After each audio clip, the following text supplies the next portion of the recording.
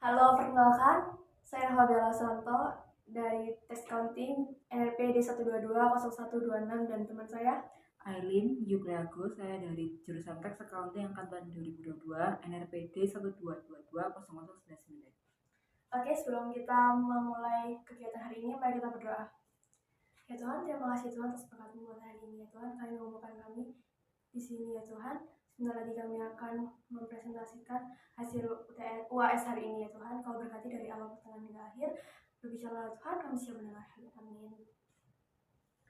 Oke, aku hari ini membahas tentang manusia dan dosa. Manusia dan dosa itu sangat berkaitan sekali meskipun dosa itu buruk. Kenapa aku bisa bilang gitu? Karena sebelum manusia di dalam kandungan itu udah dosa. Kamu pernah dengar kata-kata gitu nggak? Pernah. Ya sama aku tuh dulu pernah mikir loh, kok bisa ya manusia dari dalam kandungan tuh kok bisa terus berdosa? Padahal kan dia nggak ngapa-ngapain. Aku tuh mikirnya kayak, oh mungkin karena dia nendang, aku nendang mamaku gitu ya kan, nyakitin mamaku berarti dosa. Tapi setelah dewasa itu aku jadi tahu nggak kayak gitu ternyata. Kita dosa itu karena kita tuh udah ada keturunan dari Adam dan Hawa, makanya kita jadi kayak gitu. Terus apalagi di ayat Alkitab tuh juga udah dibuktiin kalau misalnya aku berdosa sejak aku di dalam kandungan. Terus emang kita sebagai manusia itu gak bisa gitu loh pergi kayak misalnya mencegah dosa itu. Nggak tahu kenapa dosa itu selalu ada terus di setiap kehidupan kita. Bahkan dosa itu selalu menghantui pikiran kita dan iblis itu bisa gitu loh menguasai hati manusia supaya kita bikin dosa. Bahkan saat kita dengerin iblis terus menerus itu ya kita yang ngikutin gitu loh iblisnya. Gue nggak tahu caranya iblis tuh biar kita bisa mengintimidasi kita tuh nggak tahu ya apa. Nggak sedikit orang juga menjauh dari Tuhan, kayak merasa nggak pantas atau nggak layak sama hidupnya. Aku juga punya teman, dia tuh kokonya udah meninggal gitu kan. Dia tuh sefrustasi itu nggak tahu aku kenapa dia sefrustasi sampai hidupnya. Kayak dia ngomong ini, kan kakaknya meninggal tuh umur 20 tahun. Dia tuh ngomong gini, aku 20 tahun ya mau meninggal lah kayak kokoko. Kenapa Tuhan itu nggak apa narik aku aja sih biar aku sing dipanggil gitu loh. Kenapa kokoko? Sedangkan kokoko tuh punya hidup sing mesti bisa banggain mama gitu loh. Aku tuh nggak bisa banggain mama papaku. Kenapa aku nggak dipanggil aja gitu loh. Nah, terus dia tuh juga nggak percaya sama Tuhan, kayak aku wes gak mau ke gereja, aku nggak mau berdoa, aku wes gak punya agama. Sedangkan papa mama itu ke gereja terus. Ada juga temanku, memang dia tuh punya kekurangan, barusan meninggal ya belum lama ini, sepantaran di kita. Dia itu kan memang ada kekurangan, yaitu tangannya itu kecil sebelah. Yang dimana pasti kalau misalnya kita ngelamar kerja, pasti kemungkinan ya pasti ditolak lah ya, karena nggak efisien. Ya, dia juga gitu sih, dia juga ditolak di pekerjaannya. Terus udah ngelamar kerja, nggak keterima, akhirnya dia frustasi di hidupnya. Terus dia minum Prostek, membersih apa kamar mandi itu. Wow. Terus langsung Terus dia pendarahan, yang dimana mama papanya kan nggak mampu. Dia juga punya BPJS, tapi BPJS nggak mau ngeklaim karena percobaan pembunuhan. kasihan gue. Terus apa sekolah aku kan SMA-nya itu kan, SMA aku ya kayak nyumbang dana gitu. Nah kita tuh juga kayak kasih poster gitu kan, bantuan, tapi ternyata papanya tuh nggak terima, dikira kita itu kayak menjelekkan gitu loh. Padahal kita niatnya mau bantu. Kayaknya nggak tahu dananya dari mana, terus dia meninggal. Tapi poin yang aku dapat itu bukan karena gimana ya, iblis itu pinter banget gitu loh, kayak apa mengintimidasi kita. Kalau misalnya kita punya kelemahan itu, setidaknya kan kita buat kelemahan itu jadi kelebihan kita lah. Pasti kita nggak mungkin lah diciptain Tuhan karena kekurangan kita doang, pasti juga ada kelebihannya. Aku nggak tahu kenapa kalau misalnya dia punya kekurangan itu bukan berarti dia harus menyerah dengan hidupnya, karena bunuh diri itu dosa. Nggak tahu, iblis itu pinter banget, akhirnya kayak gitu. Aku juga mikir kayak apa temanku kurang dekat sama Tuhan kali ya, makanya dia bisa goda-godain sama iblis, akhirnya dia minum kayak gitu. Terus apa lagi ya, aku juga punya teman lagi, temanku ini SMA-nya bejat. Kenapa bisa bejat? Karena dia ngerokok, miras, dan lain sebagainya. Temanku ini mempengaruhi teman-teman yang lain, kayak kamu tuh minum lah, kamu tuh merokok, kalau misalnya kamu gak merokok itu kamu gak keren, kamu bukan kuburanku nanti. Terus udah dia ngikut, pasti nyoba, pertama gak enak, akhirnya dia kecanduan. Terus satu titik dia tuh pemain basket, dia main di sekolahnya, kakinya patah, yang buat dia dioperasi, jadinya panjang sebelah. Dan dimana kalau panjang sebelah kan harus operasi kayak pemulihan gitu kan. Dia sekolahnya di cuti dulu, kayak sekolah di rumah. Udah frustasi, nggak tahu mau ngapain, di rumah aja dia ngerokok. Keterusan sampai sekarang. Aku nggak tahu paru-parunya dia itu gimana, tapi yang pasti kalau misalnya dia udah 3 tahun merokok, kita tahu lah paru-parunya gimana. Jadi dia belum tobat juga. Ya semoga doa yang terbaik aja lah buat temanku.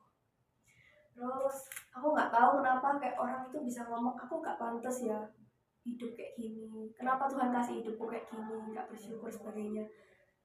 Aku ya juga pernah sih kayak ngalami, aku kok hidupnya kayak gini-gini aja ya, kok temanku kayak lebih bagus timbang aku, apa aku harusnya kayak temanku aja ya. Nggak tahu kenapa aku juga frustasi gitu kan. Aku juga pernah kayak ngomong wis lah, aku ini kayak gak usah hidup itu gak apa-apa Tuhan, sebenarnya Tuhan tuh nggak usah ngadirin aku di kehidupan ini, aku nggak mau kok Tuhan.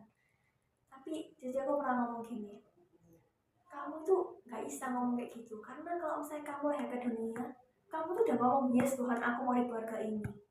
Gak tahu kenapa kamu ngomong yes, mungkin karena kamu dulu di masa lalu itu seneng di keluarga ini, pokoknya masa lalunya kita sampai sekarang itu berkaitan satu sama lain. Terus juga jadi aku pernah ngomong, mama aku sih lebih tepatnya, kayak kamu tuh gak usah takut di kehidupan ini sekarang, karena Tuhan tuh bahkan dampingi kamu dari awal sampai akhir. Kamu nggak mungkin menyerah dalam saat ini, itu tuh nggak mungkin, karena Tuhan kasih percobaan di kamu, pasti kamu bisa ngasih ini. Kamu berdoa lagi di Tuhan. Berarti kamu percaya kayak misalnya ada kehidupan sebelum ini? Iya. Dan aku apa ya, kayak ngira kayak aku tuh kayak pernah nyerah tuh, Tuhan aku gak sanggup gitu lah. Kayak ya dunia ini gitu-gitu aja, temen-temenku gitu-gitu aja, kayak aduh apa ini, kayak gak guna aku di sini tuh. Aku dulu kayak misalnya aku frustasi tuh aku berdoa gini, Tuhan aku mau cepat mati Tuhan, besoknya gak apa-apa gak sih? Ya aku pernah masalah hal yang Ya, sama. kayak, tapi itu dosa sih, aku tahu itu dosa, tapi Iya. aku Tuhan aku gak sanggup hidup ini, aku mau mati aja bisa gak sih besok, cabutin aku aja. Aku sih lebih ke kayak ya apa ya, kayak misalnya aku tiba-tiba mentok, apa yang terjadi di lingkungan sekitarku, apakah baik-baik saja. Itu karena iblis juga ngomong Iya. kita, karena kita tuh kayak ngerasa wah gak guna kita di sini tuh, Tuhan itu ngapain sih ngasih kita di sini, sedangkan kita loh ya hidupnya kita gini-gini aja, Tuhan mau ngubah apa di hidupku ini buat manfaat bagi orang lain tuh ya apa. Pokoknya itu jadi tanya sih, misalnya aku frustasi aku mesti ngomong gitu, dosa sih itu. Cuman kayak ya gimana lagi, kayak ya dosa sih, tapi kayak apa ya, tapi gimana ya, aku bingung jelasinnya, tapi kayak itu yang harus kita lakukan gitu. Ya tahu. Bahkan aku ya sebelum buat materi ini kan aku kan kayak lihat-lihat di TikTok kayak saat teduh gitu kan. Aku lihat saat teduhnya Pak Philip gitu. Bahkan Pak Philip tuh kayak ngomong gini, kamu overthinking aja udah termasuk dosa. Karena berarti kamu gak percaya kehidupanmu selanjutnya akan dibawa oleh Tuhan. Kamu meragukan Tuhan. Itu harus dosa. Terus apa lagi ya? Manusia tuh jatuh dalam dosa pasti gak menutup kemungkinan bakal diulangi lagi. Kamu percaya gak? Ya. Iya aku juga gitu. Aku juga dosa sih kayak. Aku tahu kayak nyontek itu salah. Tapi aku makin terus. Ya, tapi untuk saat ini nggak pernah ya. Aku ujian ini pure di Petra aku selalu jujur. Nggak bisa ya. Masa? Nggak bisa yo. Di ulangan kita aja kayak aduh lewat ada netelnya soalnya udah beda. Iya. Kayak nolak gini aja nggak bisa ya. Kelihatan layarnya. Ya sama sih sebenarnya. Gak pernah nyontek kok. Iya, nggak bisa nyontek lah gitu tempatnya. Tapi ya itu ya beruntung banget lah Petra kayak ngasih kebijakan itu supaya kita jadi jujur. Terus apa? Kan sanksinya juga DO toh. Ya tapi juga pasti banyak lah teman-teman kita sih kayak gitu. Semoga dia dilupakan Tuhan. Terus aku juga dengar di TikTok tuh kayak gini, ada penelita bilang gini, pengenalan akan Yesus mencetikkan mata hati kita, tapi tidak membuat kita kebal akan dosa. Aku langsung bener juga ya. Aku wis tahu kayak misalnya itu salah, aku wis baca misalnya firman Tuhan segala macam kayak oh iya ya kayak gini sih bener, tapi kok kayak gini tetap aja gitu loh. Aku nggak buat kebal, aku malah ngelakuin dosa itu terus menerus.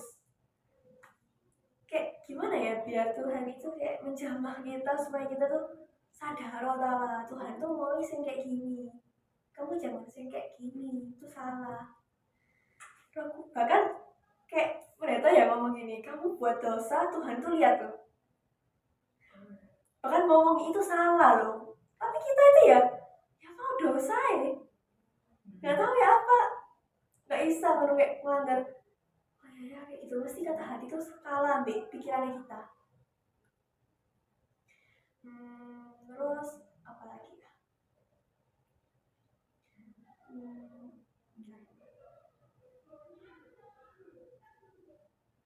Oh ya, Tuhan itu wis tebus kita loh, wis tebus kita jadi baru. Tapi pilihannya semua tuh ada di hidup kita. Kita Ya, mau benar. nerusin, Benar. ya loh. Kita mau nerusin kayak Tuhan apa yang jauh dari Tuhan.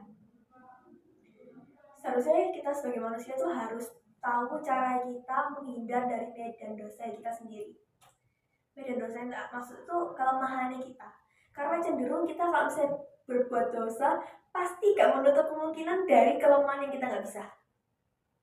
Yes, kelemahan kita itu ya, kita pasti buat dosa dari kelemahan kita itu. Sing kita gak bisa tuh pasti kita buat dosa di situ. Pasti ada celah-celahnya gitu loh. Terus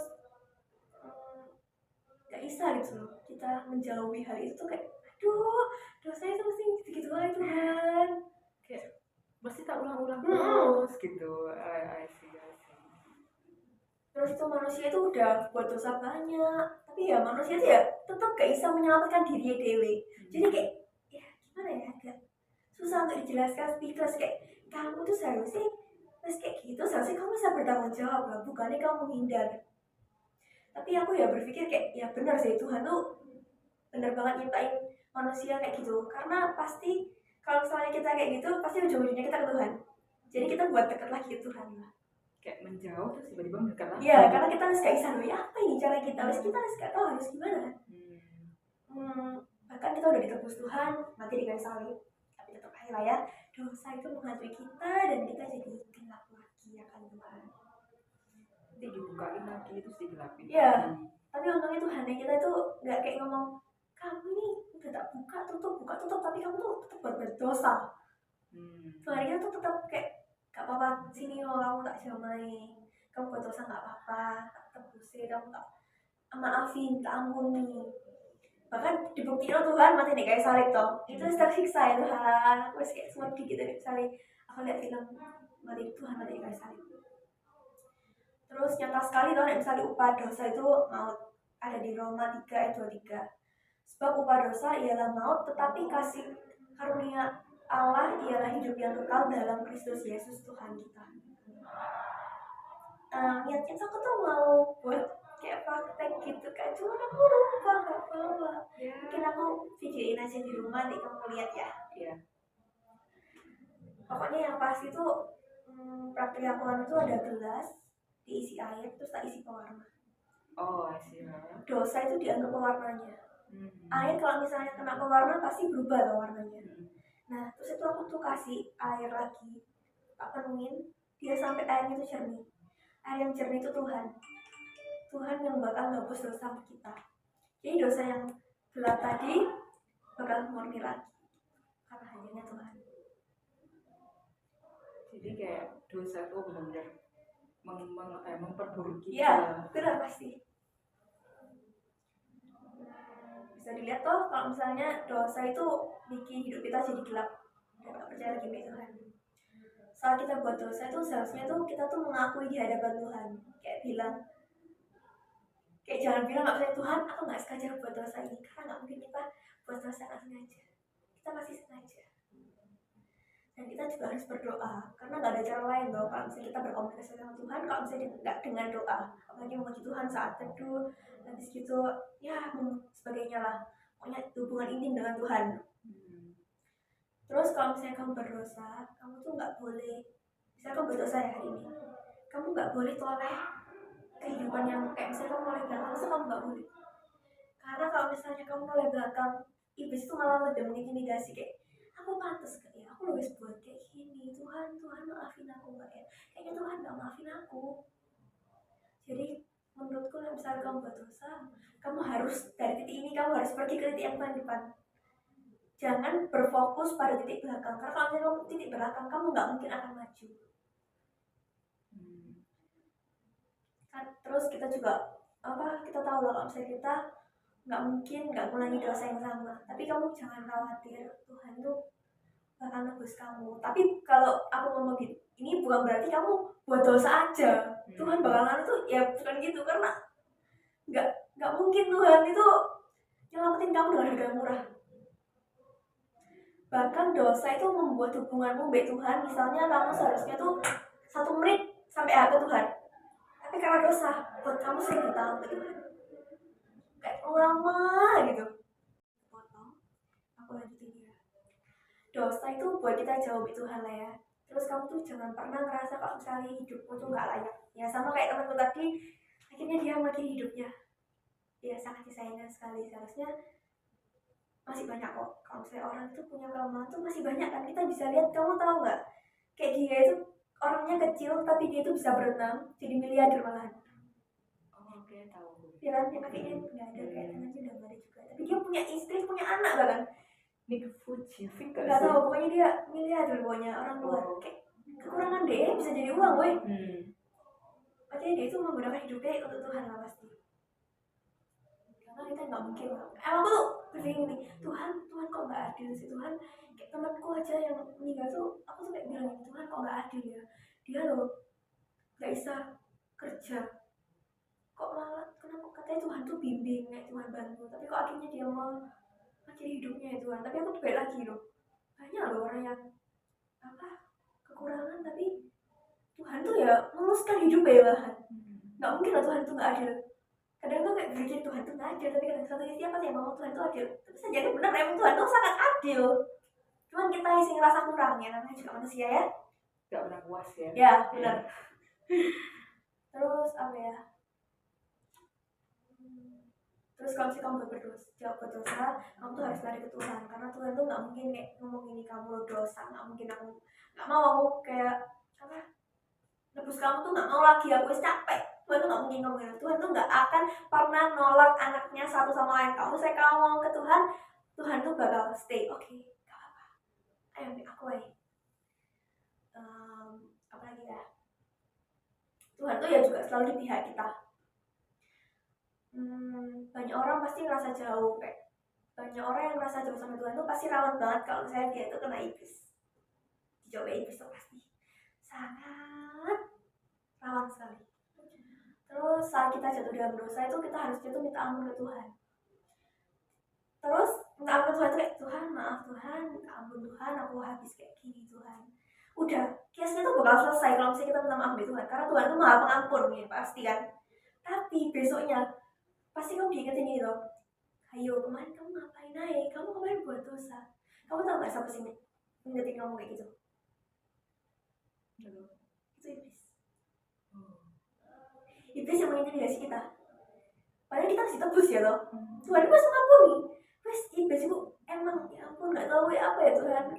Iblis itu kayak pintar banget gitu loh mengintimidasi kita, mempengaruhi kita tuh gak tahu ya apa. Karena Tuhan itu akan selalu memaafkan kita loh. Gak mungkin dia tuh mengingat-ingat. Karena Tuhan itu maha pengampun, maha menerima juga. Terus dosa itu bukan sesuatu yang enak ya. Gak bisa dinikmati, gak bisa menyenangkan hidup kita. Dosa hanya tipuan yang ujungnya membawa kita kepada kemautan dan kesengsaraan juga, yang akan mempermalukan kita dan menghancurkan hidup kita. Jadi sebagai murid Tuhan Yesus, sepintar-pintar kita tuh supaya jauhi dosa. Meskipun susah, aku ya tahu, aku ya masih berdosa. Tapi aku ya minta Tuhan lah, kayak Tuhan ubah aku supaya jadi baru lagi, supaya aku tuh lebih ngerti Tuhan. Kalau misalnya ini bukan yang Tuhan mau, Tuhan tuh bimbing aku supaya aku tuh berdampak di orang lain juga. Udah sih aku. Kamu ada kesimpulan nggak selama dengerin penjelasanku ini? Yang menangkap ya kayak dosa tuh bener-bener jahat bagi kita. Benar. Kayak maksudnya tuh kita tuh harusnya harus tahu apa yang Tuhan pengen, tapi kita tuh malah kayak bola aku pengen Jalan di lain ya. jalan di kedagingan kita lebih tepatnya. Nah, yang aku notice juga kamu ternyata percaya ada kehidupan masa lalu. Ya benar lah pasti. Dan Berkaitan. yang pasti di masa depan juga kan. Iya. Nah itu aja sih kan. Maksudnya yang aku notice ya.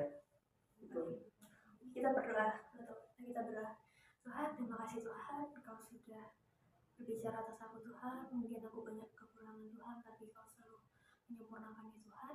Semoga materi hari ini bisa membukakan kami lebih lagi Tuhan ke depannya, supaya kita jangan berbuat dosa lagi, malah tetap di hati-Mu Tuhan, mengikuti kebenaran firman-Mu Tuhan. Terima kasih Tuhan, kami sudah berdoa. Haleluya, amin. Thank you, Lin. Terima kasih.